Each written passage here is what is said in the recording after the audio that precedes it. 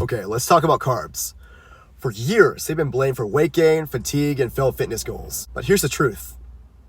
Carbs don't make you fat. Overeating does.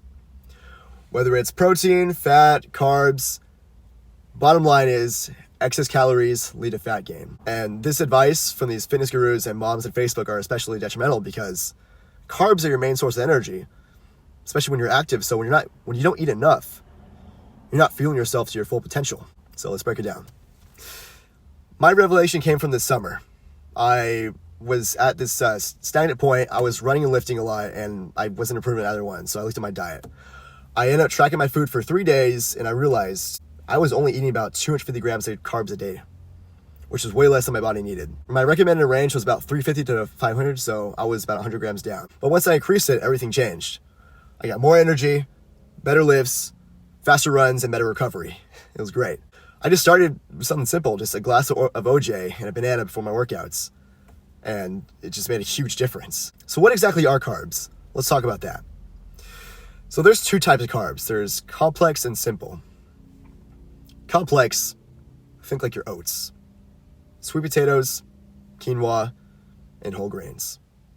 These are slow burning energy. They digest very gradually, providing you with steady fuel and essential nutrients like fiber, vitamins, and minerals that your body needs to operate.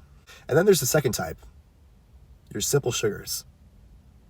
Think like fruit or your table sugar. They digest very quickly. So they're great for before or even during a workout when you need them. But the real issue isn't carbs themselves.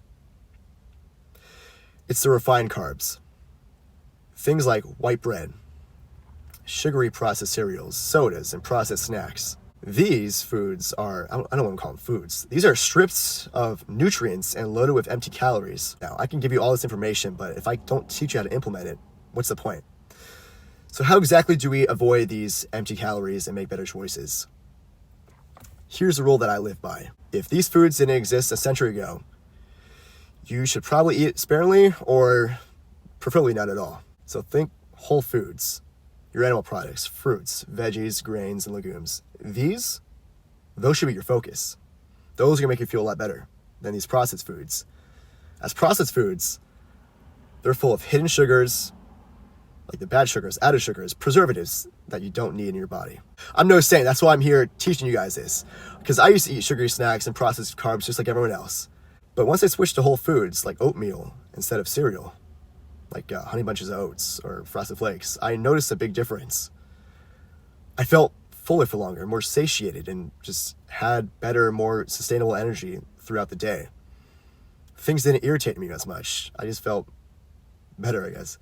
But another question would be, how do you time your carbs? Timing your carbs is just as important as the type that you eat. I center my carbs mostly around my workouts because when you're active, your body's gonna be burning glycogen, which is stored carbs. And after exercise, these carbs will help replenish those stores and aid in recovery. So it's very important before, after, and possibly even during to have some sort of carbohydrate in there. So for example, before my own workouts, I make sure to have carbs.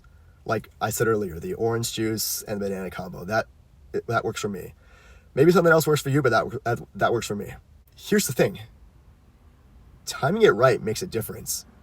I remember I used to gas out over summer, just halfway through my running workouts, barely being able to finish at the speed I was going at. But now, I can definitely push through the spin intervals and threshold runs just without fatiguing at all.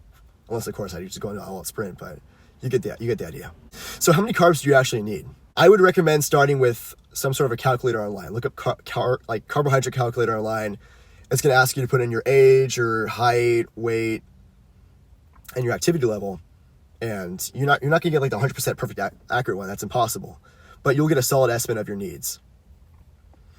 For me, I used Chronometer. It's an app that you can get on your phone. But it told me to eat around 350 to 500 grams of carbs daily, which I go for depending on my workout. So if I'm not doing like running, biking, lifting all in one day, it's probably gonna be more like 350. But if I'm doing all of that, it's probably closer to 500.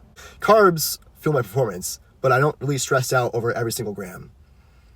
I just focus on the basics, just eating the right types and trying to time them properly. So if I get like, instead of 350, 349, I'm not gonna stress over like, oh, I need to go get this now. Oh, no, like, it's not like that. Just keep things simple. I also want to mention keto and carnivore diet. If you're doing keto or a carnivore diet and that works for you, that's awesome. But for most people, cutting carbs out entirely, it's not going to be sustainable. They just taste way too good. But this is going to be cringy, but fitness is a marathon. It's not a sprint. It's about consistency, and keeping carbs in your diet, it's going to make it easier to stick with over time. I've worked with people who feared carbs because they thought that, the lies that they were fed, that they would gain weight and they're evil. They believed all that.